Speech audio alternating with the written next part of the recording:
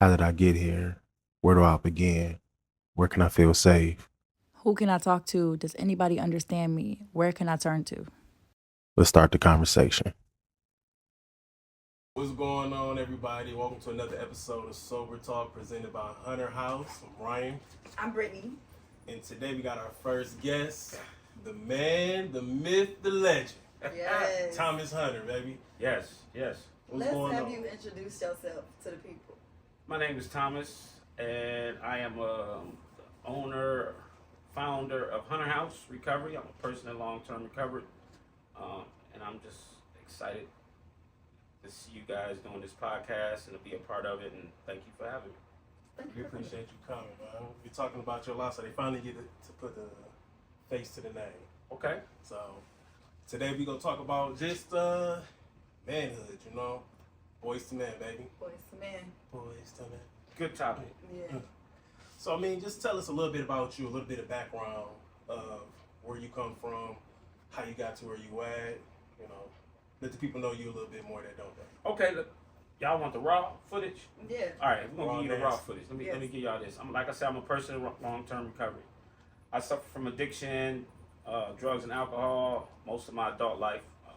Grew up on the east side of Detroit. Uh, Coming up around 15 is when the crack era hit our neighborhoods, and we went from boys to literally doing men stuff. Like one day we was playing, one week we was playing football and baseball in the street and riding our bikes, and a month later we were selling drugs and getting into some things that wasn't childlike. So that started my journey on really not liking myself, because I always, things I was doing wasn't who I was at my heart, at my core. So I began using drugs sooner or later, and I was addicted to drugs and alcohol in the cash corridor for years. Been in and out of the penitentiary, been homeless, slept up under bridges, ate out of garbage cans. Um, and it wasn't until I was 50 that I decided, after my sister passed. And I thought a question like this was going to be asked. And I didn't know if I wanted to share this part, but I will. The way I got to where I'm at now started when my sister passed. My baby sister passed, and I used that opportunity, like I always do, to escape the reality of what was going on in my life. And I went and used, and I wasn't able to say bye to her before she passed. After my brother called me and told me that. So that started the journey into my recovery. Went to treatment, got clean, and I'm glad the topic is about manhood, because I had to understand that when I got clean, it was more than just being clean. I needed to learn what a man even looks like. I didn't know what a man looked like. A lot of times we as men, we think this masculine person, and we are, and protector and provider, and but it's so much more than that. I believe a man now is a man understands how to be strong but compassionate. Yeah. I call it the compassionate man, right? Understanding that a man is somebody who just can't go to work and pay bills and provide and protect, but also somebody who can show grace, somebody who can have empathy, somebody who can have compassion and learn and understand his sensitive side and express his sensitive side. Yeah. A lot of men don't even understand what they be feeling half the time, right? So in this process of recovery, I start growing into understanding what that looks like. Because for a lot of times I would try to get clean and I couldn't stay clean. And I always asked myself why. And the reason why, I didn't want to change. I still wanted to be an emotional, immature person and escape reality whenever possible. Men do what they got to do, not what they want to do, period. It's no ifs, ands, or but, no excuses. The right thing for the right reason. And that's what a man has to do. That's real. Yeah. So, what does manhood look like to you now? It's funny, like, for the first time in my life, I can look in the mirror and that's what a man looks like. And not because of what I look like, but what I carry inside. A man is somebody that lives on a set of morals and principles, right? I live on integrity. I don't have a need to have to fit into the Joneses. You're secure in who you are. and not just the whole part of who you are. Like being able to understand what it is that I feel, and know how to process that without, and able to make myself vulnerable with other men, Right. so we can grow from it. And also being responsible, being dependable, and all those good things.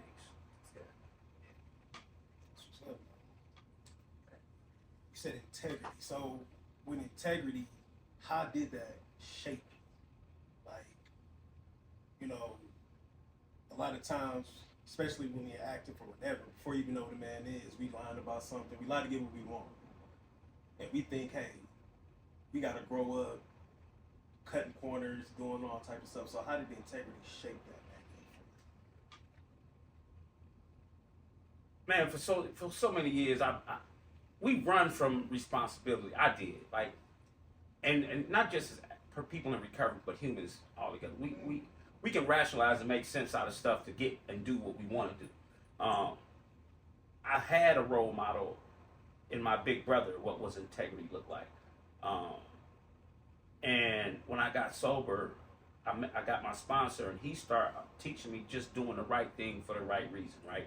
Being comfortable with telling truths, right? No matter how hard it is, like no matter what the consequences might come behind it.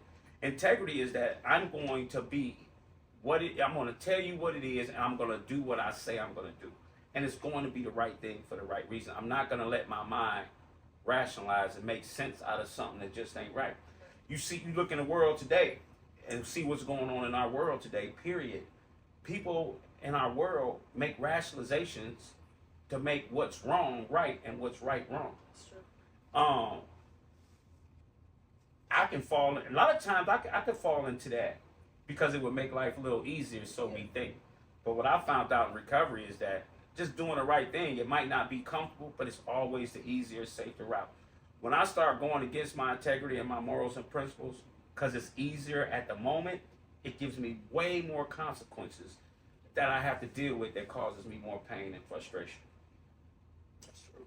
That's true. I could definitely attest to that. Been working with you for a minute personally, and one thing you definitely taught me was just the right things for the right reason. When I first met you early on, bullshitted a lot of people. Bullshitted a lot of people, especially if I was drinking or doing something. I could lie. Man. Like, oh, okay. You know, I ain't even got to be a person, to be a phone call. I'm like, yeah, Thomas, what's going on? You drinking? No. Yes, you have. I can tell. No, okay. All right. So definitely, integrity is something you definitely instilled into me by working with you. And even working with you, how did you even get into it? How did you get into wanting to not just change yourself, but get into working in recovery and then change boys to men? And I only say boys not in the sense of disrespect, but in the sense of coming in here, we all think just because we've been through some hardships or we've been doing some dirt in the streets that we made. Right. But we're not, man. We surviving. So how did you want to get into showing the right version of a man? When I got clean, man, this time I wasn't thinking this what my life was gonna look like, right? But I did understand, and I still believe that the only reason my higher power gave me the grace to get to this place in my life is to help people like me, right? Not only help people like me, but to understand that my past is my greatest work. We all as human beings have testimonies. And a lot of people want to run from their past or hide their past because of the shame and guilt that might associate with that. But that's your greatest work, right? What you've been through and how you can give to someone else and help them, give them hope that they can get through it. So I was working at a factory making really good money. And it's funny, I was in this relationship, and I told this girl, I said, listen, man, I'm finna leave the factory. I'm finna go work at Mariners Inn for $14 an hour. I had no clue where this was gonna take me, but I just knew in my heart that working in a factory, making a lot of money and having a lot of toys and stuff wasn't what God had for me to do. Right. So I started working at this treatment facility and working with my sponsor, understanding the freedom that God provided through me, through him, and understanding what recovery looks like and what men look like. I wanted other men to experience that. A lot of men suffer in this in recovery, but in life, period, suffer in silence. There's still a little boy inside that's hurting to be loved on. And I started that journey at Mariners Inn, and all the things that I worked through to get to where I was at that moment. I wanted other people to experience that freedom of and understanding what that looks like. What is that? What is the best potential for a man? What does that even look like? A lot of men don't look like a lot of stuff men do. We do childish stuff. Yeah. Men don't cheat on their wives, right? Men don't say, "Oh, it's okay to have 2 or 3 women." Right. That's childish stuff. If I can't help a man understand that the best quality you can have is to tell yourself no to things that's not right, I wanted to give that freedom. I've acquired a freedom not just from drugs and alcohol, but from all the self-bondage. I have found the comfortability in who I am, and I wanted other people to experience that more or less. I also know that the only way a person can completely stay away from drugs and alcohol is to totally heal and understand who they are. And as a man, he needs to know what a man looks like in order to stay away from the thing that kept him down for so long. That's real, ain't it? That's good. So, as a man, what do you feel about vulnerability versus being emotional? Being vulnerable versus being emotional? My mom used to say I was her most emotional child, right? And I did a lot of things in the street that people would be like, "That's crazy." No, he wasn't. And even now, people can look at me and see a hard exterior, right? Because I'm no nonsense. One of my best qualities is being emotional and learning how to be vulnerable when it's time to be vulnerable. Yeah. Knowing that you can be vulnerable and emotional is your greatest strength as a man, because it brings healing. When you're vulnerable and you're emotional, you allow yourself to heal from what's ever ailing you. And a lot of times, men don't want to be vulnerable or emotional, and that's why a lot of us die of heart attacks and have high blood pressure, because we carry all this pain and stress inside. Was it easy at the beginning? No. A guy from the streets, I'm not finna be vulnerable with no guy. You know what I mean? I'm not even finna be vulnerable with my girl. Now it's the greatest freedom to have. Like, my wife calls me emotional. I'll cry watching a TV show, right? Or I understand now when I'm hurting, I can call somebody, or I go lay in my wife's arms, or I can call a buddy of mine and be like, and cry on the phone and be okay. And I'm not worried about what you think. But that all falls back into doing what's right for the right reason, right? Especially in recovery. A lot of times in recovery, us and men early on, we give ourselves excuses. Man, I'm not getting no sponsor. I'm not going to be vulnerable with no dude. I can't do this. I can't do this. I'm not doing that. Forget what your mind telling you. If you want freedom from what's killing you, you're going to go against that, and you just going to do it because it's the right thing to do. I'm being asked to do something that's worked for many people before. I'm just doing it. Right? Yeah. That's good. That is, man. Once again, vulnerability. Vulnerability. You taught me a lot of that as well. How did I teach you with that?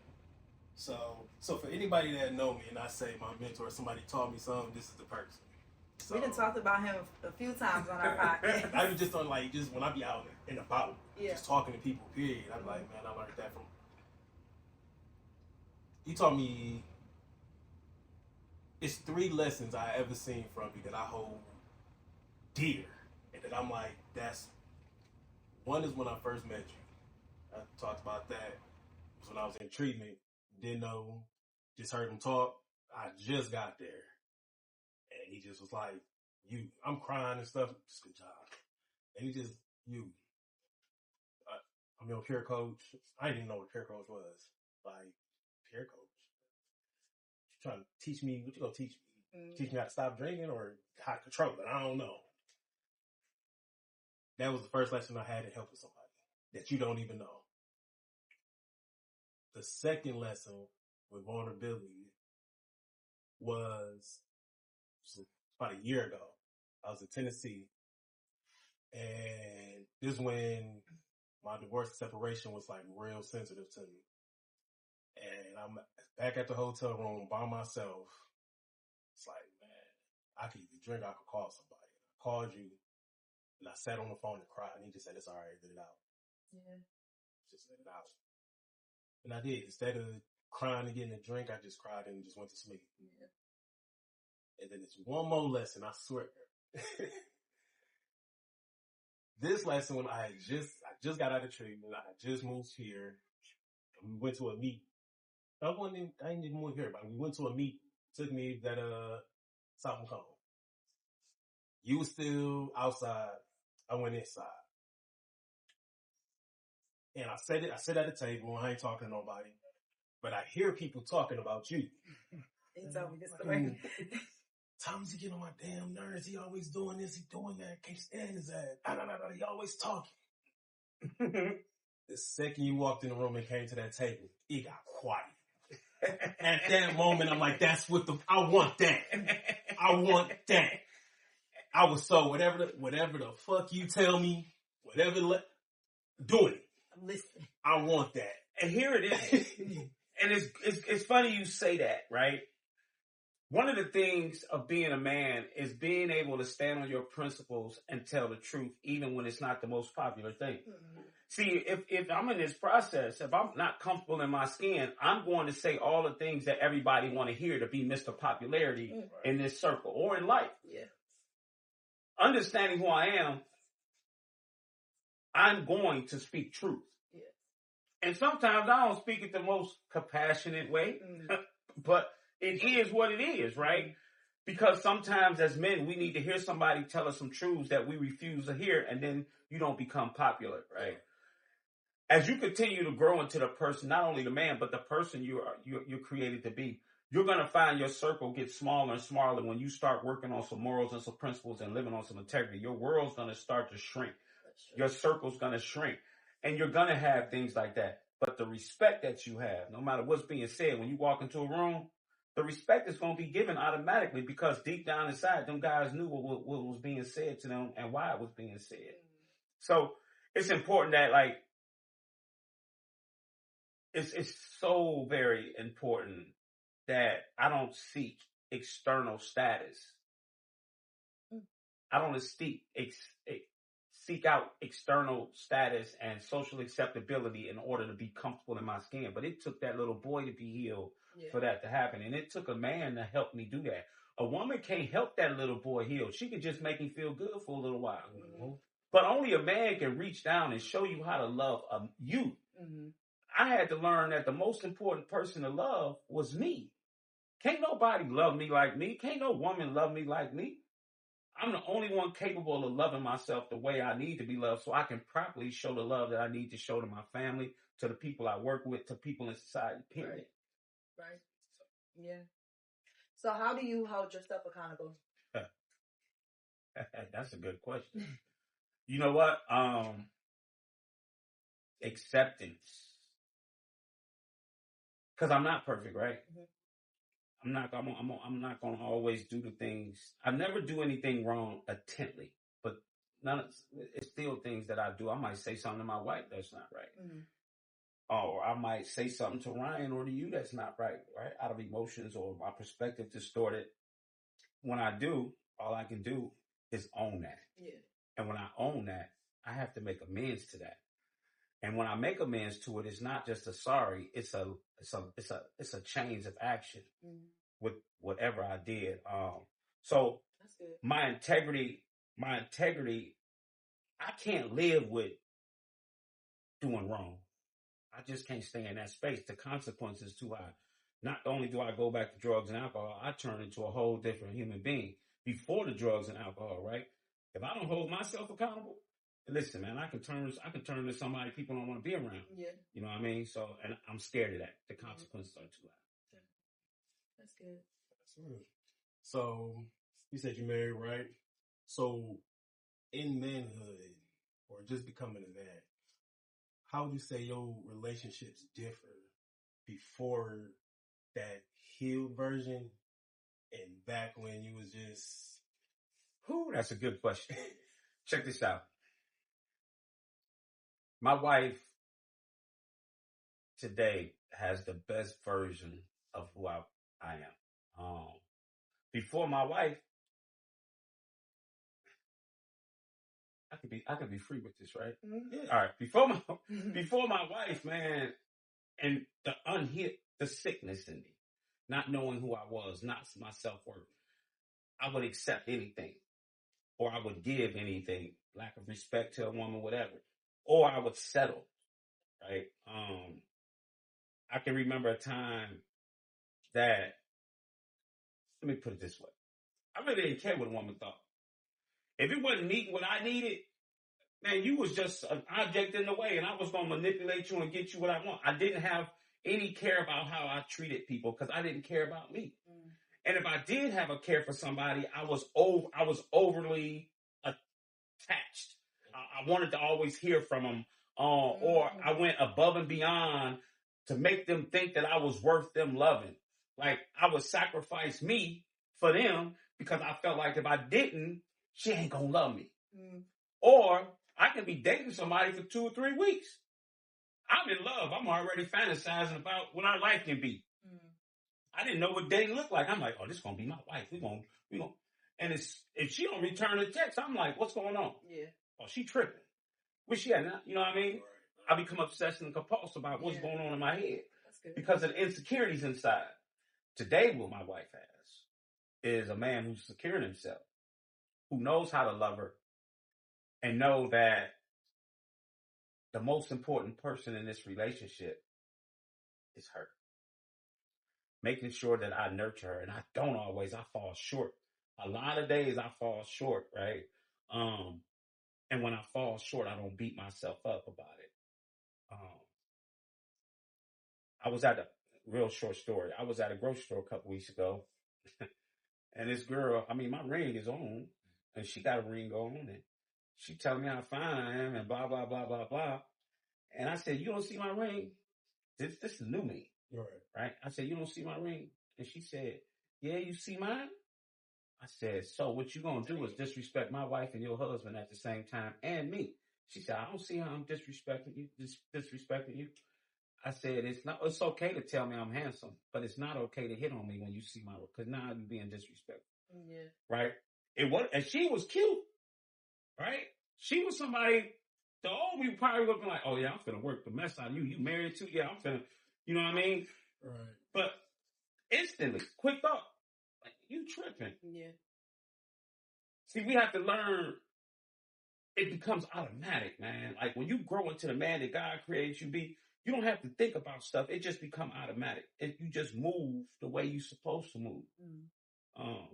So yeah, that's my wife is yeah, we're fortunate to have each other. Like there is nothing I intentionally would do. I've never been able to take care of somebody financially, physically, emotionally, spiritually, and a lot of times I fall short on the emotional, spiritual part.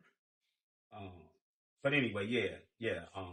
It was you don't know yourself, man. I tell people all the time early in recovery, and men who ain't got, my mom used to tell me, if a man ain't got himself together, he ain't got no reason to be dating nobody.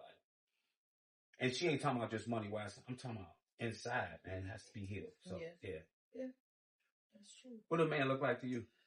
Ooh, my definition changed a lot of what a man looked like. I used to always look at like outward appearances of a man or just what they could do that was tangible. But now I have reprogrammed my definition of love and what a man is. Like I would need a man who has self-control. Self-control is really big for me because it's something that I'm learning.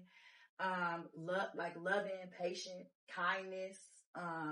Somebody who is kind of like how you treat other people, like how you are with your family, like how you hold yourself accountable, how you hold other people accountable.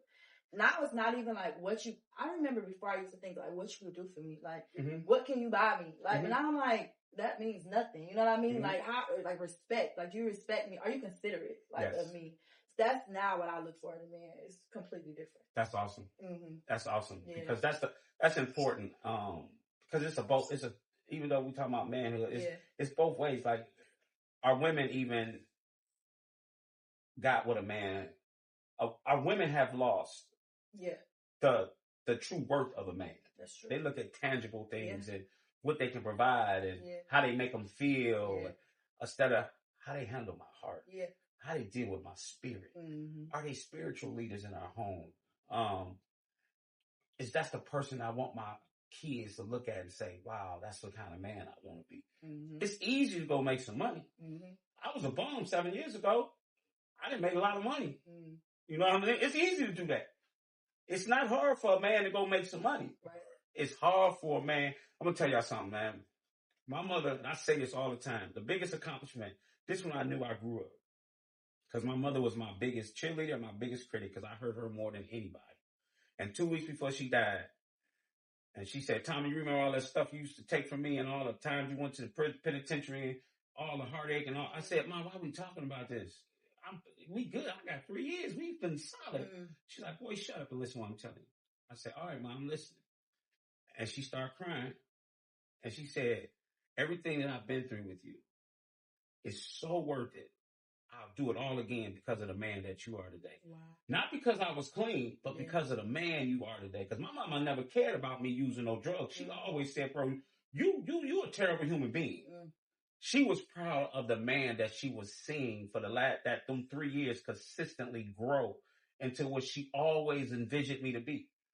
Like, there's nothing more that I can accomplish in this world that's going to be more important than that. Right. Or when my wife looks at me and says, well, she ain't got to say nothing. She looking at you, and she ain't looking at me because I'm cute. Yeah. She looking at me because it's my guy. Right.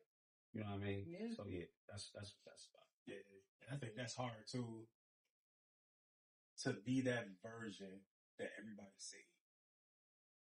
Because that's something I used to struggle with a lot. Like, I heard from you, I heard from other people. I'm like, man, you this person, you this. I'm like, I don't see it. And I'm scared to do the work to be that person. you scared. Used to be. Okay. I'm saying everything is what it used to be.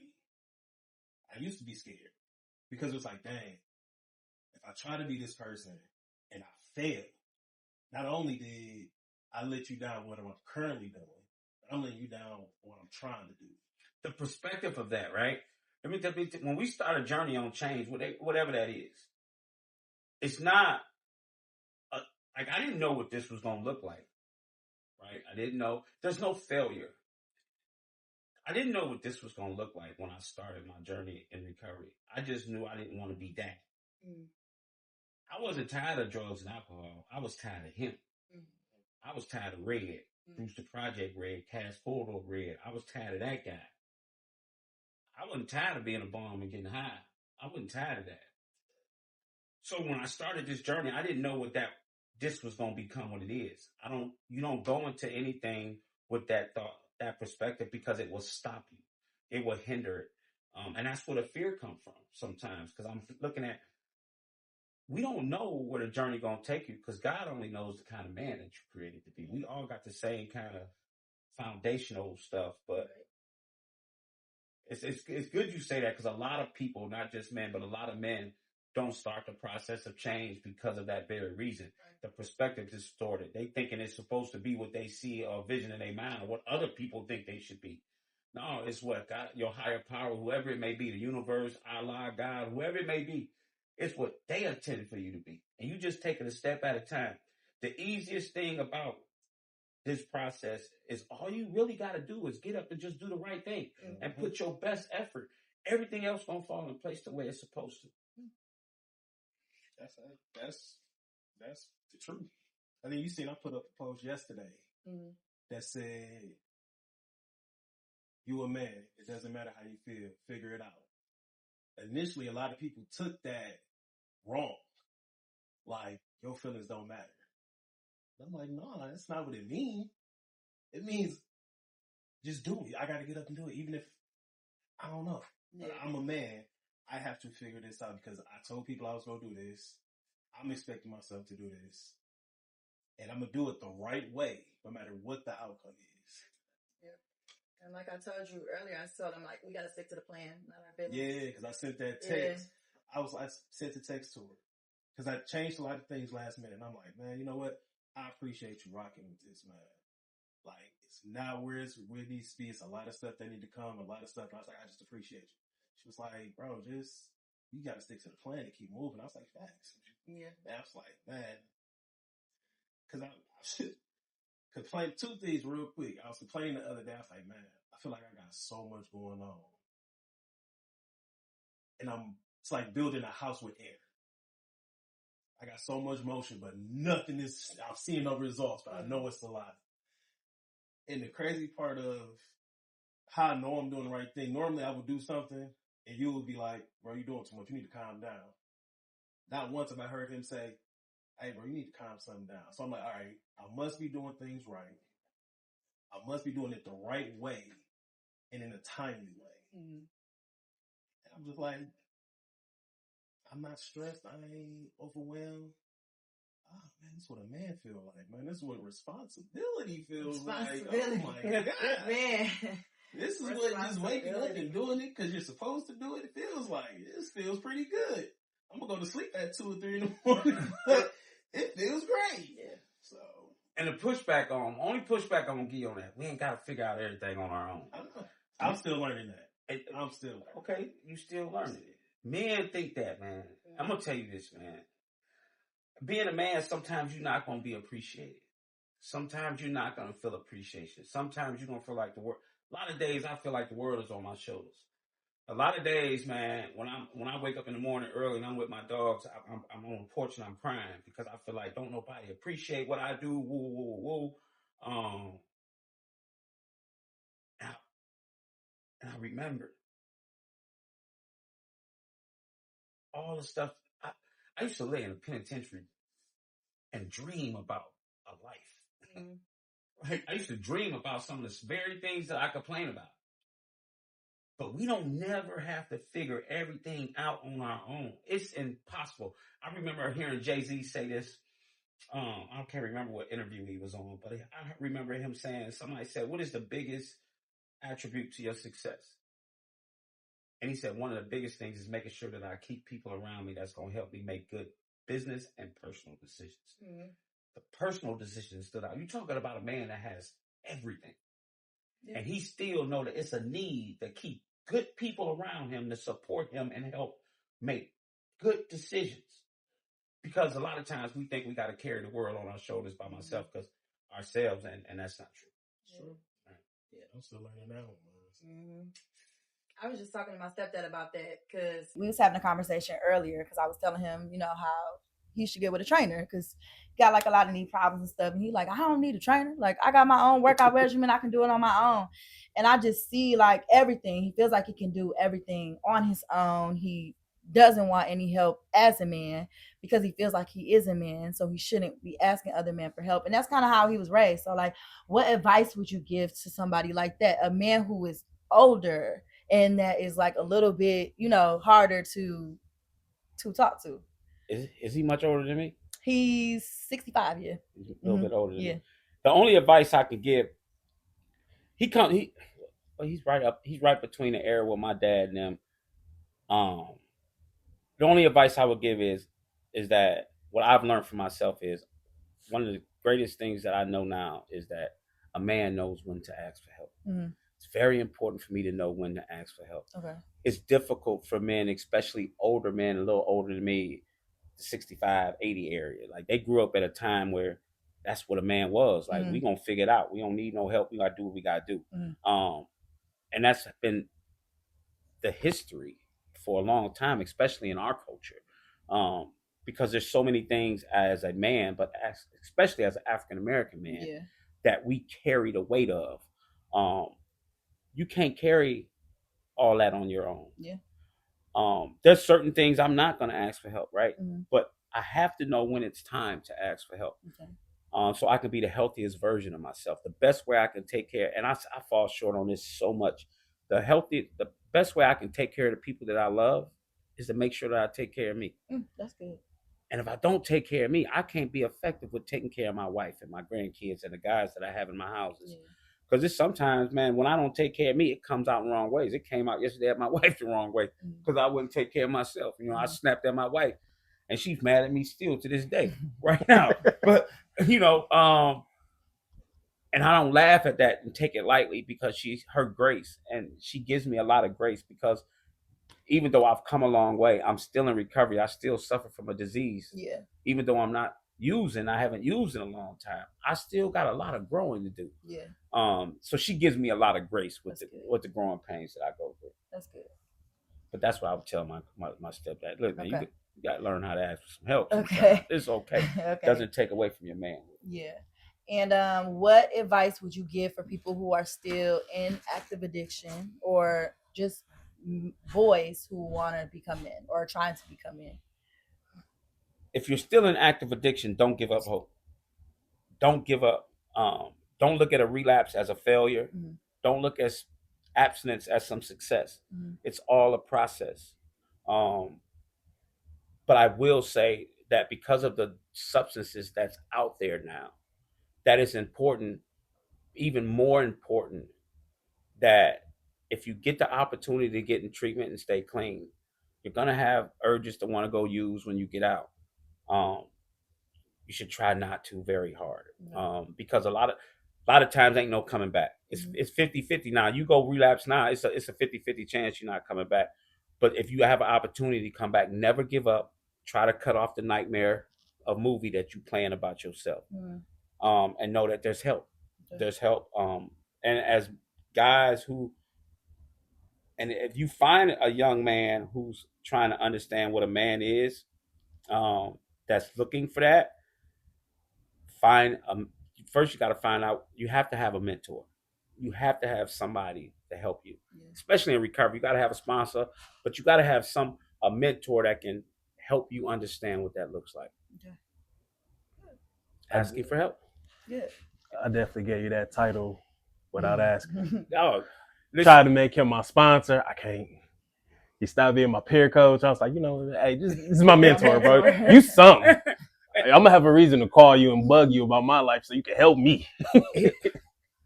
It's crazy, man. Like it's just insane that I've been called a lot of things in my life, and I've earned every one of them. I've earned every single one of them. Believe me. So it's crazy sometimes when you hear that, and that's what the journey of manhood is about, man. It's about reaching back and helping other people. Like, it's not about you. Yeah. It's like, that's why the world's so screwed up. Everybody think this life is about them. We are such a small molecule of what the purpose of this world is. And I don't know if I said that right, but it is what it is. We such a small part in the greater scheme of things. Yeah. And everybody, this ain't about me. Yeah. What I'm doing ain't about me. It benefits me in some areas, but really what I do is not about me. Me didn't help Ryan.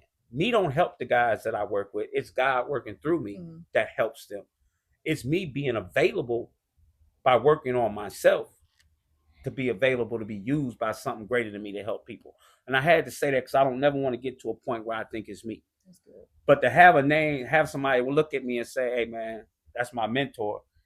It's gratifying and it's rewarding, because I did nothing but take my whole life. Yeah. I ain't give a dang about nobody. You hear me? I mean, absolutely nobody. I was like that too. So we know you've been working in the recovery field, did peer coaching. Now you got the houses. So why don't you tell us a little bit about, Hunter House, what it is that the house stand for, other than just being a recovery house, what you do and the mission. Tell us a little bit. It's still overwhelming sometimes when I think about I own some recovery houses. I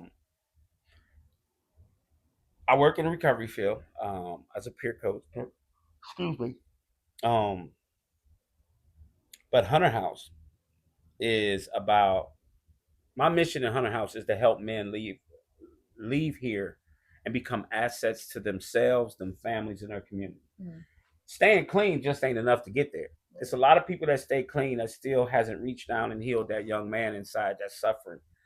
Hunter House is about building men, building character, building integrity, healing from traumas and healing from past wounds, learning how to love the whole person.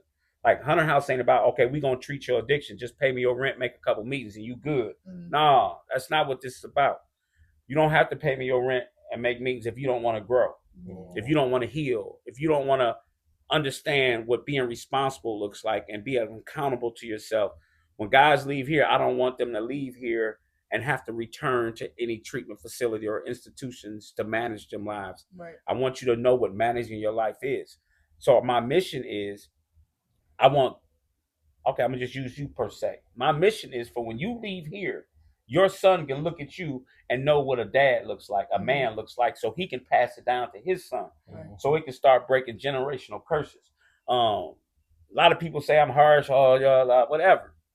I'd rather not have Hunter House if I can't show an example and set a standard of, I want men to come in here and leave and understand what that really looks like, and to have a freedom that's so wonderful. It's not just drugs and alcohol. The freedom of being okay in your skin of who you are and accepting you of who you are is nothing more greater than that. Being dads, I want somebody's mom to say what my mom said to me. I want somebody's wife to have her husband come home and he never has to leave. And when she look at him like my wife look at me sometimes. Yeah. You see what I'm saying? Yeah. That's what Hunter House is about. So, you ain't coming here and just staying clean to make a couple meetings and pay me your rent. Be like, oh, I'm good. I'm going to do whatever I want. No, that ain't what it is. That's good. Yeah. That's good. Yeah. Well, we are going to end off the episode with something a little lighter. So we call it This or That. Okay. Let's do it. So rapid fire questions. Don't think, just this or that. Let's do it. Okay. Snow or beach? Beach. Kansas City or Philadelphia? Philadelphia.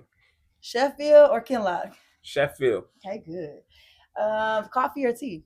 Coffee. Okay, good. What's the last one I have? Florida or LA? Ooh, I'm going with Florida. Okay. All right.